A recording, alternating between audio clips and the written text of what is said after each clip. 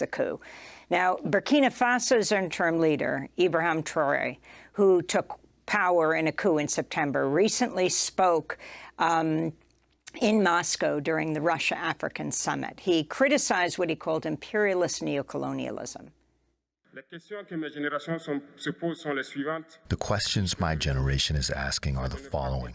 If I can summarize, it is that we do not understand how Africa, with so much wealth on our soil, with generous nature, water, sunshine and abundance, how Africa is today the poorest continent. Africa is a hungry continent, and how come there are heads of state all over the world begging? These are the questions we are asking ourselves, and we have no answers so far. We have the opportunity to forge new relationships, and I hope that these relationships can be the best ones to give our people a better future. My generation also asks me to say that because of this poverty, they are forced to cross the ocean to try to reach Europe. They die in the ocean, but soon they will no longer have to cross because they will come to our palaces to seek their daily bread. As far as what concerns Burkina Faso today, for more than 8 years we've been confronted with the most barbaric and the most violent form of imperialist neocolonialism. Slavery continues to impose itself on us. Our predecessors taught us one thing: a slave who cannot assume his own revolt does not deserve to be pitied. We do not feel sorry for ourselves. We do not ask anyone to feel sorry for us. The people of Burkina Faso have decided to fight against terrorism in order to relaunch their development. So that is Burkina Faso's interim leader, Ibrahim Traoré, who took power in a coup in September wearing that red beret that's reminiscent of Thomas Sankara, the leader who was assassinated in 1987. Talk about that history, Professor Campbell. The political consciousness of the peoples of Africa at the moment, this consciousness has been heightened by the conjuncture of the global capitalist crisis, the investments for billionaires, the climate crisis, COVID-19, and the general immiseration of the African peoples. Thomas Sankara was a military leader in Burkina Faso, and that's why, though we condemn military coup d'etat, we do not have a knee-jerk reaction against all military leaders, because within the ranks of the military in Burkina Faso are the heirs of Thomas Sankara. Thomas Sankara was a leader who organized the people of Burkina Faso to bring safety, security, sanitation, peace to that country, and it was about how to mobilize the people of West Africa against French imperialism. And through French and Ivorian machinations, the Thomas Sankara was killed. The military in Burkina Faso still has some of the sentiment and consciousness of Thomas Sankara. But what was being said by the leader of Burkina Faso is now reflected all across West Africa. In Senegal, the anti-French, anti-imperialist sentiments are very high, and the highest anti-imperialist sentiment in Africa at the moment is to be found in the Sudan, where the revolution in the Sudan has mobilized the people into resistance committees that overthrew the military. So Burkina Faso, Sudan, Mali, and now Niger are countries where the room for developing the political consciousness of the people and strengthening the anti-imperialist bloc in Africa is very strong.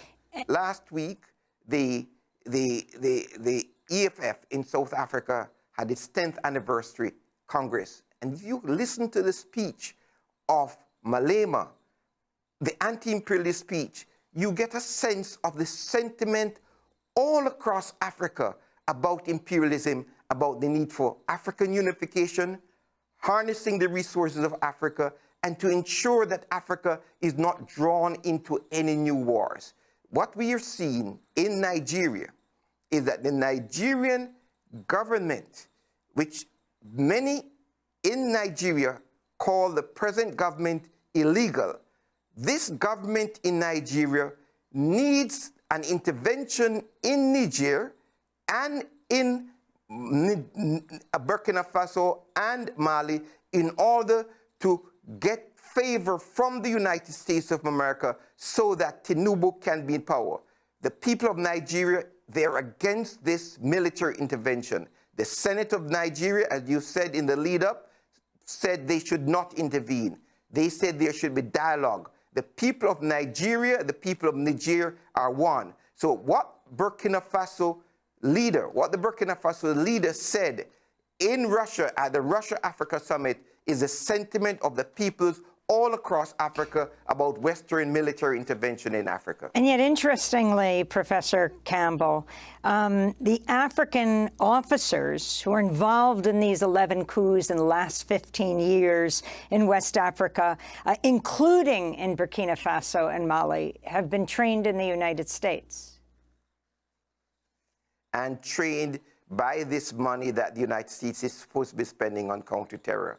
And I think that is why we need greater investigation in what the United States is doing in Burkina Faso, Mali, Niger, and Guinea, and to call for closing of the United States Africa Command and for there to be greater relations between the civilian societies in Africa and the peoples of the United States. The United States Africa Command needs to be removed from Africa because the United States Africa Command has been responsible for part of the sequences of militarism in West Africa.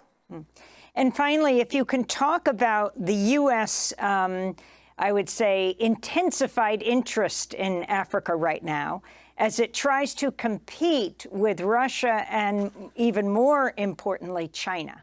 If you can talk about Africa as a kind of proxy for this global competition. Yes. First of all, the African peoples have been fighting for self-determination. The African peoples have been calling for the unification of Africa. The African peoples have been calling for the African currency so that they are not sending billions of dollars, up to $48 billion every year to Western European countries. The African countries want freedom of movement. They're creating the Africa Continental Free Trade Community. The United States, France, the European Union, all foreign powers are against Africa uniting and creating roads and railways and ports for the African peoples. The overthrow of Gaddafi in Libya was directly related to the plan by the African Union for an African currency. An African currency that prevents the outflow of resources from Africa is a threat to France, the European Union, and the United States of America. And that is why the United States is creating the bogey about China, and the United States is intensifying militarism in Africa. Next, this war in Ukraine, it is a terrible war against the peoples of Ukraine and that region. But that war in Ukraine is another step of the militarization of the planet, where the United States is supporting the fascist elements in Ukraine. Now, Africans have taken a position that they do not have any dog in this fight. They want peace in Ukraine. The United States is threatening Africans with the countering Russian malign influence in Africa. They've actually passed a bill in Congress to coerce Africans to support the United States and the NATO war in Ukraine, when Africans are calling for NATO to be accountable for the destruction of Libya. In South Africa in particular, where there will be the BRICS summit the next week, where Brazil, Russia, India, China, and South Africa are coming together to break the domination of the United States over the world economy.